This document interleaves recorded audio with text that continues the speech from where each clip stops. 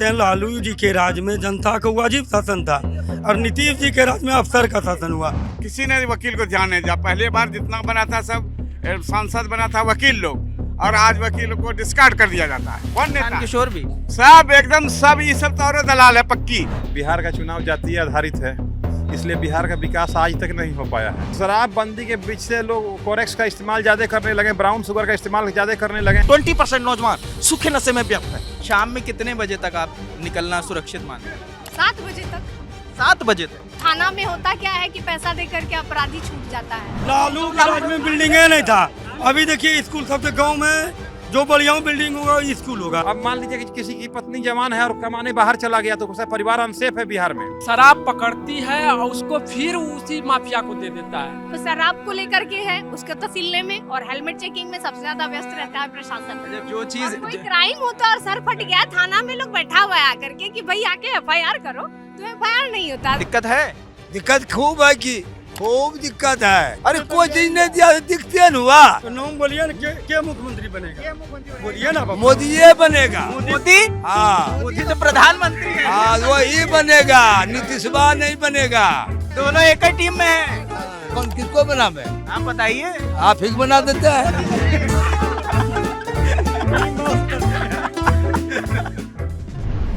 Brought to you by Raj Niwas Elaichi and Saluja Gold. Rajniwas premium इलायची, सोच जो करे राज। इस वक्त लल्लन टॉप की चुनाव यात्रा भागलपुर में है और भागलपुर की 7 विधानसभा हैं, जिसमें एक विधानसभा भागलपुर शहर में हम खड़े हुए हैं। यहाँ से अजीत शर्मा विधायक हैं कांग्रेस से। बिल्कुल, भागलपुर विधानसभा से लंबे समय से श्रीमान अजीत शर्मा जी विधायक हैं कांग्रेस। रोहित पांडे को टिकट दिया गया है, मगर तमाम लोग उसके बाद भी अश्विनी चौबे के बेटे भी ताल ठोक रहे हैं, निर्दलीय और लोग भी हैं इसमें। इससे कोई फर्क नहीं पड़ता है। उनको मुश्किल से 50 वोट भी नहीं मिलेगा और ये भाजपा की सीट है, रोहित पांडे ही जीतेंगे। भारत का सबसे भरोसेमंद सलूजा गोल्ड TMT बार, मजबूती सब कुछ है। पिछली बार 1100 तकरीबन वोट से ही। हाँ, बहुत कम वोट से दुर्भाग्यवश हार गए थे। इस बार उनकी जीत सुनिश्चित है, अटल है।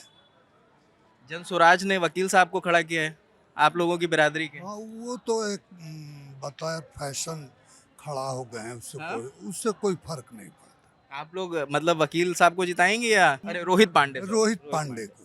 क्या नाम है? एडवोकेट धर्मराज जी। क्या लगता है इस बार क्या मुद्दे होंगे चुनाव के? इस बार जो यहाँ सबसे अहम मुद्दा होगा एयरपोर्ट का होगा, रोजगार का होगा और एजुकेशन का होगा। क्या लगता है इन पैमानों पे काम हुआ है पहले? जी ना अभी तक नहीं हुआ ना। कैसे माना जाए कि एजुकेशन? तो केंद्रीय मंत्री भी रहे हैं अश्विनी चौबे। केंद्रीय मंत्री रहे हैं तो रहे हैं, लेकिन एजुकेशन पे काम हुआ है कैसे माना जाएगा? यूनिवर्सिटी की सेशन लेट है, कॉलेज में आए दिन मारपीट होते रहता है और सामाजिक तत्व यूनिवर्सिटी में हावी है। भागलपुर में एयरपोर्ट की मांग बहुत दिनों से चली आ रही है, लेकिन किसी भी सरकार ने, ना स्टेट ने ध्यान दिया ना सेंट्रल ने ध्यान दिया। हाँ, चुनावी लॉलीपॉप जरूर आते रहते हैं चुनाव के समय में कि ग्रीन एयरपोर्ट, ये एयरपोर्ट, लेकिन जमीन पर कुछ भी अभी तक नहीं हुआ। भागलपुर तो स्मार्ट सिटी है आपका। जी, मैं अभी आ रहा था तो मैंने देखा कार्यालय बगल में ही, सामने ही है कार्यालय। स्मार्ट सिटी अगर आपको देखनी है तो आप थोड़ा सा कोतवाली चौक से एक रोड जाता है उर्दू बाजार होते हुए यूनिवर्सिटी की तरफ, उस रोड को देख लीजिए कितना स्मार्ट है। रोड बता देगा भागलपुर कितना स्मार्ट है। भागलपुर कितना स्मार्ट है। स्मार्ट सिटी को देखना है तो भागलपुर से पश्चिम सुल्तानगंज की तरफ चलिए, NH 80, उस रोड को देख लीजिए कितना स्मार्ट है। रोड स्मार्ट है, लेकिन रोड के बगल में कूड़े का अंबार है, जिससे कि आए दिन लोगों को बीमारी की समस्या बनी रहती है। क्या नाम है चाचा? अरुण कुमार सिंह। क्या करते हैं चाचा यहाँ पर आप? क्या करते हैं, देख रहे हैं किस ड्रेस में हैं और क्या करना है हम लोगों को। नहीं, यहाँ सब वकील हैं या और भी? सब वकीले हैं यहाँ, और भी क्या। और जो वकील नहीं रहेगा उसको कोर्ट नहीं होगा। अच्छा, जो वकील नहीं होगा उसको कोर्ट होगा। और बोलिए, कौन से केस लड़ते हैं आप? सिविल लड़ते हैं हम लोग। सिविल लड़ते हैं, केवल सिविल। क्या लगता है इस बार चुनावी मुद्दे क्या होंगे? सब नहीं बता सकते। चुनाव क्या होगा, कहाँ उठ कर बैठेगा, इट इज इम्पॉसिबल टू से। वकीलों के क्या मुद्दे हैं ये तो बता सकते हैं? वकील का तो मुद्दा अनेक है। वकील को तो घर में बैठने के लिए घर नहीं है, जमीन नहीं है, यही मुद्दा है। नए नए वकीलों को सुविधा चाहिए, जो पुराने वकीलों को पेंशन चाहिए, ये वकील का मुद्दा है ना। मिल नहीं रहा है। कुछ नहीं मिल रहा है, मिलेगा क्या? सरकारें चौपट है, कुछ नहीं देना चाहती है वकील को। पहले वाली जो थी सब चौपटे था, ऊपर से लेकर नीचे, 47 से लेकर अभी तक अंटिल अभी तक जितना किसी ने वकील को ध्यान नहीं दिया। पहले बार जितना बना था सब सांसद बना था वकील लोग, और आज वकील को डिस्कार्ड कर दिया जाता है। कहाँ पूछे वकील को? आपको दादा कोई नेता वेता पसंद आया? हमको कोई नेता पसंद नहीं है, हम नो नेता हैं और नो नेता पसंद है हमको। एक नए नेता आए हैं 3 साल पहले, सब कमाने के लिए आए हैं। कौन नेता? किशोर भी सब एकदम सब, ये सब तो और दलाल है, पक्की दलाल है। वो तो बताते हैं पलायन और क्या, उसको तो बतेबे करेगा ऐसे। सब कोई बताता है, हम भी नेता बनेंगे तो हम भी वही बताएंगे। अच्छा, आप भी नेता बनेंगे तो वही बताएंगे। तो ये तो काम ही है वो सब का, इसलिए इस पर हम लोग भविष्यवाणी नहीं कर सकते हैं। जिसका हवा होगा उसको वोट देगा वकील। लग रहा है इस बार क्या मुद्दे हैं चुनाव के? चुनाव के मुद्दे तो हर बार वो एक ही रहते हैं। जनता कैसे किसके पक्ष में वोट दे, इसके लिए लोग अपना एजेंडा देते हैं, मैनिफेस्टो बना रहे हैं कि जनता को अपने पक्ष में कैसे कर लिया जाए। बिहार का चुनाव जातीय आधारित है, इसलिए बिहार का विकास आज तक नहीं हो पाया है। आज़ादी के बाद कोई सीएम हमारा बिहार में उद्योग धंधा लगे, जिससे कि यहाँ के लोगों को जीने में मूलभूत सुविधा उपलब्ध हो पाए। यहाँ के लेबर गुजरात, महाराष्ट्र, दिल्ली, पंजाब खटने जाते हैं, और बिहार के नेता को जूं नहीं रेंगता है कि हमारे यहाँ उद्योग धंधा लगे। इंफ्रास्ट्रक्चर मजबूत होगा तो उद्योग धंधे यहाँ लगेंगे। पूरे देश में उद्योग धंधा लग रहा है। हमारे बगल के पड़ोस में Yogi ji film city UP में बना रहे हैं, वहाँ पर रोड का ज़्यादा विकास हो रहा है। बिहार पहले से पिछड़ा हुआ आज़ादी के टाइम से। किसी नेता ने इस संदर्भ में नहीं सोचा कि बिहार में उद्योग धंधे लगे, यहाँ के लेबर बाहर नहीं जाएं, पलायन नहीं करें, यहाँ के लोग यहाँ अपने बाल बच्चा के साथ रह कर खटें।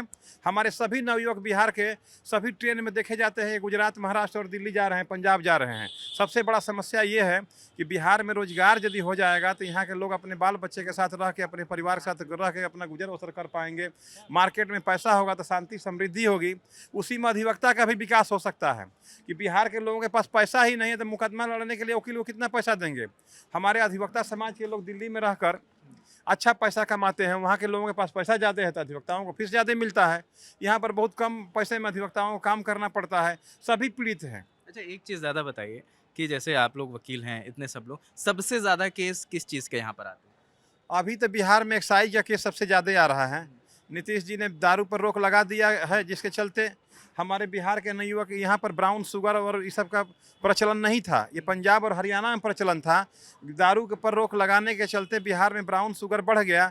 शांति तो है, एक तरफ दारू फायदेमंद है कि बिहार में रोक लगा दिया गया है तो क्राइम का ग्राफ घटेगा।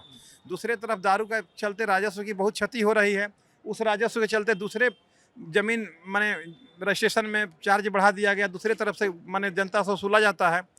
और मेन है कि यहाँ पर अब लोकल सेंड जो है उस पर रोक लगाया गया है, तो सब स्मगलिंग हो रहा है एक तरह से।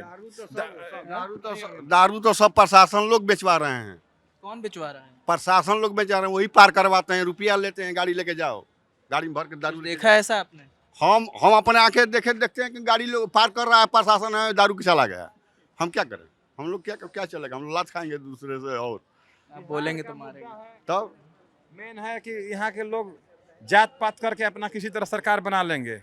जोड़ घटाव करते हैं, किस जाति कितना वोट हमारे साथ जुट जाए, किस पार्टी में एनडीए हो चाहे महागठबंधन हो, सब जुड़ रहा है कि इस जाति का नेता को पकड़ के रखेंगे तो ये जाति वोट दे देगा। ये पब्लिक यहाँ पर इस चीज़ से अभी ऊपर नहीं उठ पाई है। एक चीज़ जो आपने जिक्र किया कि शराब बंदी हुई, उसके बाद आपने जिक्र किया सूखा नशा ज़्यादा बढ़ गया है क्या शराबबंदी की वजह से? शराबबंदी के बीच से लोग कोरेक्स का इस्तेमाल ज़्यादा करने लगे, ब्राउन शुगर का इस्तेमाल ज़्यादा करने लगे, और शराब रुका भी नहीं। शराब का स्मगलिंग होते रहता है लगातार। झारखंड बगल में है, बंगाल बगल में है, यूपी बगल में है, हर बॉर्डर से शराब लोग लाते हैं और बेच के स्मगलिंग करते हैं। शराबबंदी से एक तरफ फायदा है, दूसरी तरफ काफ़ी नुकसान हुआ कि सभी नवयुवक स्मगलर बन गए। कल मैं आ रहा था गाड़ी से तो मैंने देखा एक लड़का झूम रहा है और उसके हाथ में कुछ नहीं था, मगर वो बार बार हाथ ऐसे सूंघ रहा था। जी वो सूखा नशा, डाइल्यूटर, ये सब जो भी आते हैं वो प्रयोग कर रहे हैं। ये तो है। आज के समय में हमारे बिहार का एक मुख्य और सबसे बड़ा समस्या ये है कि हमारे यहाँ 40% नौजवान हैं। अब 40% नौजवान में 20% नौजवान सूखे नशे में व्यस्त हैं। जो कि हमारा आने वाला भविष्य जो हमारा बिहार का है वो खतरे में होने जा रहा है। यहाँ छात्रों का एक ये भी दिक्कत रहता है कि पटना में बीते दिनों में इतने आंदोलन हुए हैं, इतनी लाठियां भांजी गई हैं छात्रों पे। उनकी नाराजगी, एक तो वैकेंसी नहीं आती, वैकेंसी आती है तो एग्जाम नहीं होता, एग्जाम होता है तो रिजल्ट नहीं आता। आप हर साल 2.5 लाख डिग्री बांट रहे हो ग्रेजुएशन का, पर नौकरी कितनों को बांट रहे हो? तो वो जो 2.5 लाख हर साल बढ़ रहा है तो वो 4 साल 5 साल में 10 लाख 20 लाख होगा ही। और जब वो होंगे तो वो फिर लड़ाई करेंगे ही अपने हक के लिए। ये तो 1 करोड़ नौकरियों का दावा कर रहे हैं। हाँ, वो करेंगे। नौकरी का नहीं, कितने महाराष्ट्रियन हमारे बिहार आते हैं, कितने गुजरात के लोग बिहार काम करने आते हैं, कितने पंजाब और हरियाणा दिल्ली के लोग बिहार में काम करने आते हैं। बिहारी तो हर जगह लेबर मजदूर काम करते नजर आते हैं पूरे देश में। ऐसा क्यों है? महाराष्ट्र से भगाए जाते हैं, महाराष्ट्र से भगाए जाते हैं मार के। कोरोना पीरियड में दिल्ली से निकाल दिए जाते हैं, महाराष्ट्र से निकाल दिए जाते हैं। तो ऐसे स्थिति में सबसे बड़ा मुद्दा ये है कि बिहार में उद्योग धंधा रोजगार क्यों नहीं है। मेन मुद्दा ये है, यहाँ पर उद्योग हो जाएगा तो यहाँ के लोग बाहर नहीं जाएंगे। अब मान लीजिए कि किसी की पत्नी जवान है और कमाने बाहर चला गया तो उसका परिवार अनसेफ है बिहार में या कहीं भी अनसेफ है। ऐसे मुद्दे आते हैं आप लोग के पास ज़्यादा? हाँ, ऐसे मुद्दे ज़्यादा आते हैं। लोग यहाँ के लोग ज़्यादा सेना में भर्ती होते हैं, माने उद्योग ही नहीं है। जहाँ नौकरी मिल जाएगा वहीं चले जाएंगे। देश के हर कोने पर बिहारी नजर आएंगे। भ्रष्टाचार ही बहुत ज़्यादा मुद्दा है। आप जहाँ भी देखिए नौकरी के बदले पैसा दीजिए तो ही नौकरी होगा, नहीं तो नौकरी नहीं होगा। हर एक विभाग में, चाहे पुलिस विभाग हो, चाहे वकीलों से भी पैसा लिया जाता है क्या? कोई बड़े बड़ी पोस्ट में तो हर एक जगह पैसा लिया जाता है। सभी जगह सर, आज के समय में हमारे बिहार में जितने भी विभाग हैं वो चाहे निचली स्तर से लेके ऊपर स्तर तक, मतलब ब्लॉक से लेके डीएम तक, किसी विभाग में जो भी कोई की भी काम कराने जाए तो बिना पैसा दिए उनका काम नहीं होता है। क्या नाम है आपका? सपना। आप क्या करते हो यहाँ पर? मैं भी यहाँ पे एडवोकेट हूँ। आप भी एडवोकेट हैं? कब से हैं आप? मैं 2023 से हूँ। क्या लग रहा है इस बार चुनाव के मुद्दे क्या हैं या आप वकीलों के क्या मुद्दे हैं? सिक्योरिटी पे हम आपसे बात करना चाहते हैं। कितना सिक्योर है भागलपुर आपका? सिक्योर तो है, पहले से काफी ज्यादा सिक्योर है, लेकिन अभी भी बहुत कुछ करना बाकी है जो सरकार को करना चाहिए। जैसे क्या बाकी? महिला सुरक्षा को लेकर के है, महिला अधिवक्ताओं को लेकर के भी है, और अपराध को लेकर के है। शाम में कितने बजे तक आप निकलना सुरक्षित मानते हैं? 7 बजे तक। 7 बजे तक? 7 बजे के बाद तो नहीं निकलते हैं, क्योंकि फिर भी थोड़ा सा है अभी भी, जो कि एक तो थाना में होता क्या है कि पैसा दे करके अपराधी छूट जाता है, जो नहीं होना चाहिए, और अरेस्ट नहीं होता है। पैसे दे करके न्याय को खरीद लिया था, ये नहीं होना चाहिए। अगर ये वकील कह रहा है कि थाने में पैसा दे के अपराधी छूट जाता है तो ये बड़ी बात। हम लोग, हाँ, ये है ही, ये होता ही आ रहा है, बहुत पहले से होता आ रहा है और अभी भी हो रहा है। ये नहीं, अभी तो नहीं है, अभी बहुत अभी ये सब अभी भी हो रहा है, और होने का जरूरत है इसमें कि ये चीज पर सरकार देखे, क्योंकि वो सरकारी होते हैं। वो जो थाना प्रभारी है, आईओ है, ये लोग सब सरकारी होते हैं। इनको अपना काम मेहनत से, ईमानदारी से करना चाहिए। अच्छा, आप बतौर एक लड़की, एक महिला, इस बार देखिए रोड पर बैठ के सड़क पर पैसा तहसील रहा है। हाँ, वही बात है ना, ट्रक के बिजी है, शराबबंदी में बिजी है, प्रशासन रंगबाजी करते हैं, लोग के रंगबाजी करने का काम है, में बिजी रहते हैं। ये 2 चीज है जो इसमें सबसे ज्यादा प्रशासन इसमें चीज पे एक शराब को लेकर के है, उसके तहसीलने में, और हेलमेट चेकिंग में सबसे ज्यादा व्यस्त रहता है प्रशासन। अच्छा, जो चीज कोई क्राइम होता है और सर फट गया, थाना में लोग बैठा हुआ है आकर के कि भाई आके FIR करो, तो FIR नहीं होता। सबसे पहले यही चीज होता है कि नहीं भाई, हम तो हेलमेट के लिए वसूल रहे, अभी हम नहीं आ सकते, हमने कपड़े उतारे, अभी जस्ट मैं घर पे पहुंचा हूँ। मतलब जो चीज बंद है उस पर ज्यादा ध्यान है। हाँ, उस पे ज्यादा ध्यान है, उस पे अपराध हो रहा है किया जा रहा है, अपराध पे कम है। किसी भी सरकारी दफ्तर में हम जब जाते हैं तो वहाँ पे बिना पैसा दिए काम नहीं होता, चाहे कोई वकीलों से भी पैसे लिए जाते हैं। नहीं, मतलब एक आम आदमी के बारे में हम बात कर रहे हैं। इवन वकील लोग भी मजबूर हो जाते हैं, क्लाइंट समझता है कि वकील ज्यादा पैसे मांग रहा है, पर ये हमारी मजबूरी कि हम उनको बताते हैं कि नहीं, दफ्तर में मांगा जाता है। कोई भी चीज है, कोई आवेदन है, उसको लेकर के भी कार्रवाई नहीं होगी। हर जगह मतलब पैसा मांगा जाता है सरकारी दफ्तर में। ये चीज नहीं होना चाहिए, इसके लिए सरकार को चाहिए कि भ्रष्टाचार मुक्त करे। क्या लगता है ये जो 20 साल की सरकार या पहले सरकारें थी, कुछ बदलाव हुआ है? हाँ, पहले से काफी बदलाव हुआ है, लेकिन अभी भी बहुत कुछ काम करना बाकी है सरकार को, जिस पे ध्यान देना चाहिए। क्या नाम है आपका? संजीव कुमार। आप सहमत हैं दीदी की बातों से? हम सब की बातों से सहमत हैं, लेकिन अभी तो स्थिति पहले से ज्यादा है। घुसखोरी सब तो बहुत बढ़ गया है, बहुत ज्यादा बढ़ गया है, बहुत बढ़ गया है। घुसखोरी तो मत पूछिए, अधिकारी का मन बढ़ गया, अफसरशाही अभी बहुत ज्यादा है। ये बात मानना पड़ेगा, किसी का शासन रहे, और इधर विधि व्यवस्था गड़बड़ है। इसके अलावा सब कुछ ठीक है, शिक्षा व्यवस्था, स्वास्थ्य व्यवस्था पहले से बेहतर है। फिर अगर अफसरशाही इतनी ज्यादा हावी होगी तो आम आदमी तो मर जाएगा इसी में। अफसरशाही ज्यादा मर ही रहा है, मर ही रहा है। अफसरशाही के अलावा सब कुछ बढ़िया है, कहीं कोई दिक्कत नहीं। सबसे बड़ी दिक्कत तो वही है। वही है, उसी में फंस जाते हैं हम लोग अफसरशाही में। जाके वहाँ हाथ जोड़े जाके सर ये काम कर दीजिए।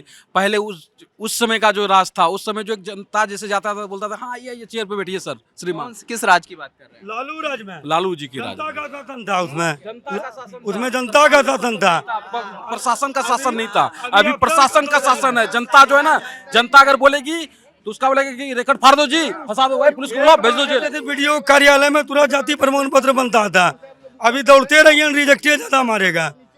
ज्यादा हाँ, महंगाई भी बहुत बड़ा मुद्दा है। महंगाई भी आज देखिए कितना अधिक बढ़ गया है। एक सब्जी से लेके आप कोई भी भाव देख लीजिए, किसी भी तरह का चीज का भाव बहुत ज्यादा बढ़ा हुआ है। तो महंगाई सबसे ज्यादा बड़ा मुद्दा है हमको। हाँ, कहते हैं लालू जी के राज में जनता का वाजिब शासन था और नीतीश जी के राज में अफसर का शासन हुआ। 2005 से 10 ठीक रहा, 10 के बाद फिर एकदम उल्टा हो गया, सीधे उल्टा। ये जो दीदी बता रही थी अभी और वकील साहब ये बता रहे थे कि शराबबंदी बंद हुई, उससे उसके दबाव में घूसखोरी शुरू हो गई तमाम जगह। शराबबंदी बहुत अच्छा काम किया, इसमें कोई डाउट नहीं। शराबबंदी बहुत अच्छा काम है, इसमें कोई डाउट नहीं।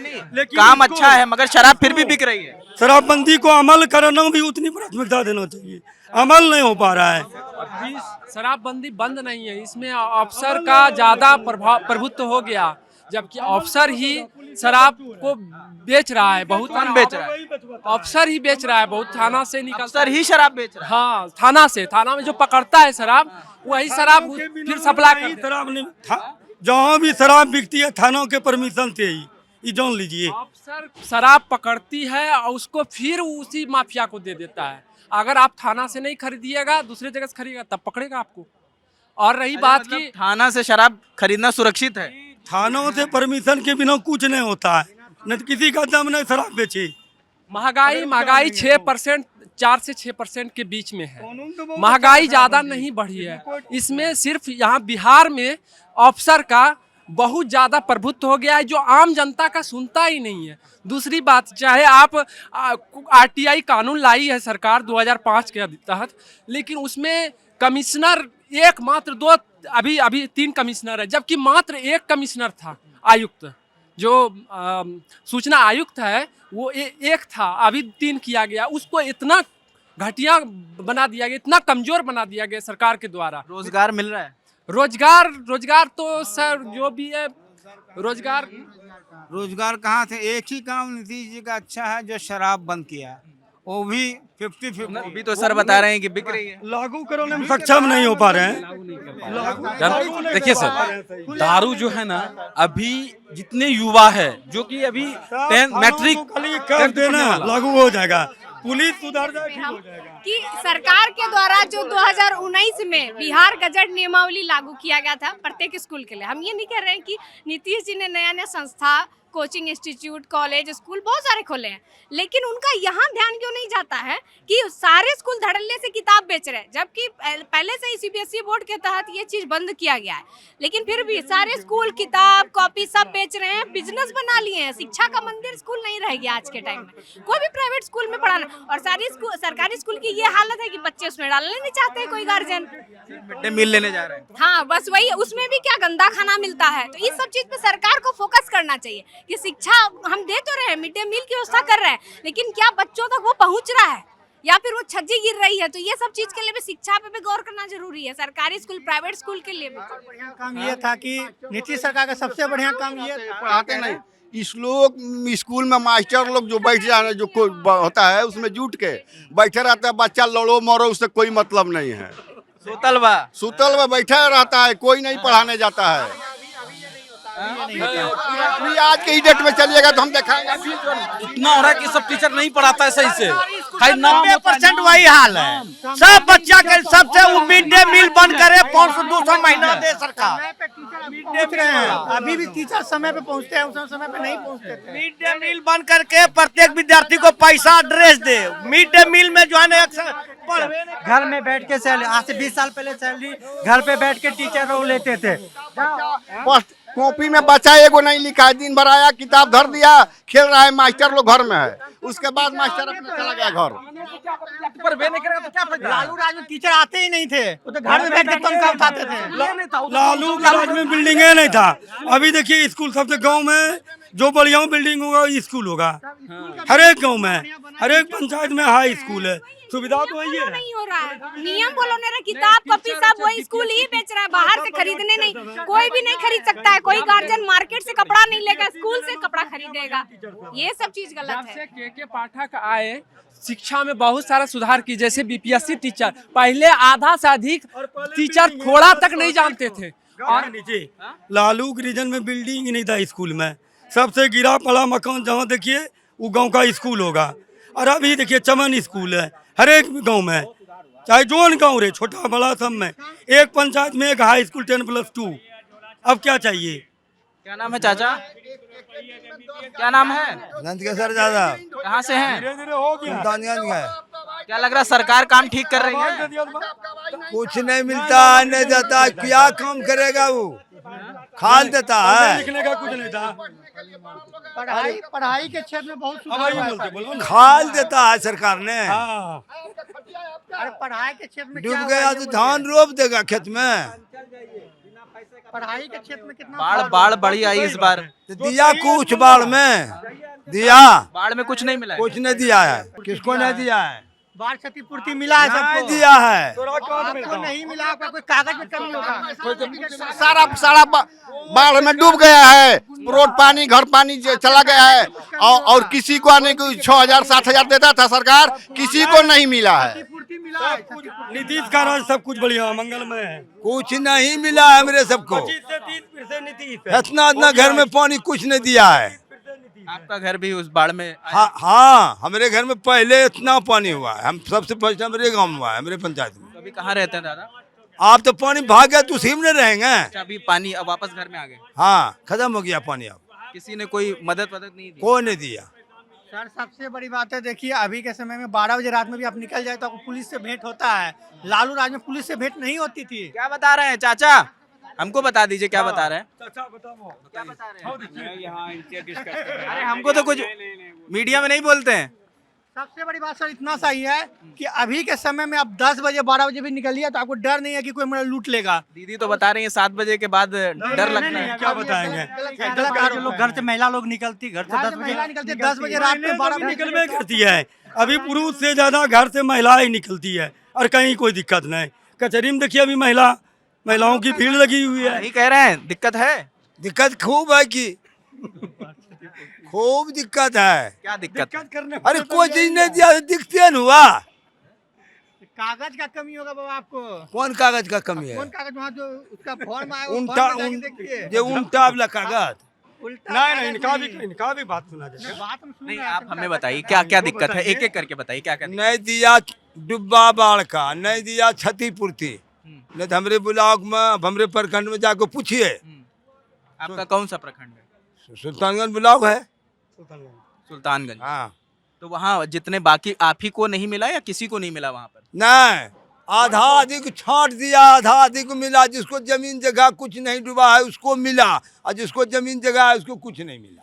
हमारे पंचायत में ओलापुर टिक्कर में है, ओलापुर बरियाटो ऊपर है, उस डीरा मिल गया, हम लोग का डीरा में नहीं मिला कुछ। प्रखंड पीर पैती सहमत है सुल्तानगंज वाले से जो बोले ये बात कि हम लोगों को नहीं मिला है। बहुत से लोगों को उसमें जो कि कहा जाए कि 1/2 हाफ से भी कम इन लोगों को मिला है। हाफ से भी कम मिला है। मिला है कुछ ना, हाफ को मिला है, हाफ मिला है। दिया है जो 1,000-2,000 रुपया दिया है, उसी को पैसा क्षतिपूर्ति आया है। 2,000-4,000 का कहते किसी को नहीं आया है। मतलब जिन लोगों ने कमीशन दिया है उन्हें आया है, जो किस कमीशन जो दिया है उसको आया है, जो कमीशन नहीं दिया उसको नहीं आया है पैसा। सर इसमें सर जो है जो लिस्ट जो निकला है दिखा रहा है एक्सेप्टेड, लेकिन पैसा आया ही नहीं है। मतलब यहाँ कागजों में पैसा बट गया है। हाँ, कागज में दिखा रहा है एक्सेप्टेड, क्योंकि इसमें जो विजिलेंस अगर चेक किया जाएगा, बताया जाएगा कि भाई पैसा इसमें तो वितरण हो चुका है, लेकिन एक्सेप्टेड दिखाया गया है, लेकिन पैसा आया ही नहीं है। मेरा घर से ही खुद है, मेरा भाभी का, मेरी माँ का नहीं आया, दिखा रहा है एक्सेप्टेड, लेकिन पैसा आया ही मतलब कागजों में मिल गया है और लोगों को नहीं मिला नहीं। पैसा। एक्सेप्टेड के माने क्या होता है जो कि स्वीकृति हो गया, पैसा जो इनको दे चुका है, लेकिन खाता में पैसा आया ही नहीं है। बड़ा आरोप लगा रहे हैं कि कागजों में पैसा बढ़ गया, लोगों को मिला नहीं। हमको तो मिला है। नहीं सर, ये जो बात बोल हम बता रहे हैं, ये ऐसा स्थिति है। सुल्तानगंज प्रखंड का बात कर रहे हैं, उसमें जो भी लिस्ट है आगे पीछे मिला है, लेकिन उड़ गया है। एक्सेप्टेड के माने क्या है कि आपके खाते में पैसा चला मिल रहा है, जीविका। हम सब जीव काम कथिल रे पत्नी मिलना चाहिए। अरे महिला नहीं हमरे से कुछ नहीं मिला।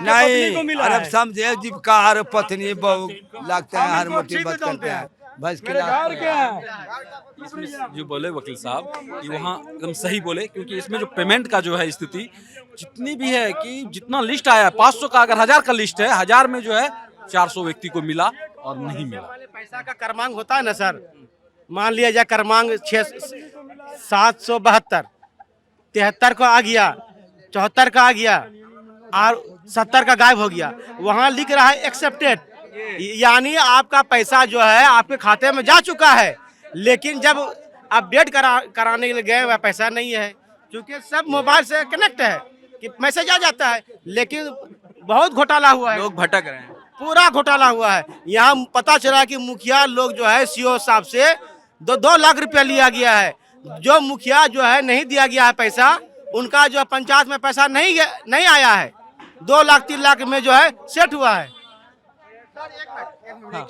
अपराध के ऊपर बहुत नियंत्रण हुआ है और बहुत सारे सुधार हुए हैं। सड़क पे, बिजली पे, इन सब में बहुत व्यवस्था बढ़िया हुआ है। पानी घर में अफसरशाही बढ़ी है। एक अफसरशाही, वही एक बीमारी है, अफसरशाही बीमारी है। भ्रष्टाचार बहुत ज्यादा बढ़ गया है, उस पे सरकार रोक लगाए, सब सुंदर है। भ्रष्टाचार में अगर रोक लगा दे तो सब बन ही जाए ना। हाँ, बहुत जगह बहुत बड़ी दिक्कत तो वही है भाई। आप शराब को बंद कर रहे हो, बैकडोर से बांट रहे हो, पैसा ज्यादा ले रहे हो, तो उसका क्या अर्थ है? पब्लिक कर रहा है, जिसको कमाना है वो दलाल कर रहा है। लेकिन हम लोग का काम बहुत ज्यादा हुआ है शहरी क्षेत्र में, हर एक बिजली पानी स्वास्थ्य में बहुत लाचार हो गया है, एकदम लाचार हो गया है पुलिस व्यवस्था, उसको सुधार करने की जरूरत है। बनता है के सरकार बनता है। आप बताइए किसका सरकार बनेगा? किसका सरकार बनाएंगे? जो देगा वही सरकार बनेगा। कौन दे रहा है? कौन दे रहा है बोलिए ना। अभी कोई नहीं दे रहा, जो देगा उसी बनेगा। कैसे बनेगा वो? सरकार नहीं बनेगा तो किसी की तो बनाएंगे ना यार, देगा तब न बनेगा। और जो सलाह नहीं दिया तो उसको क्या बनाइएगा? अच्छा नाम बोलिए ना, क्या मुख्यमंत्री बनेगा? बोलिए ना। मोदी बनेगा। मोदी? हाँ, मोदी तो प्रधानमंत्री है। हाँ वही बनेगा, नीतीश नहीं बनेगा। दोनों एक ही टीम में है, गठबंधन किया दोनों एक ही टीम में है। तो कौन किसको बनावे? आप बताइए। आप ही बना देते हैं।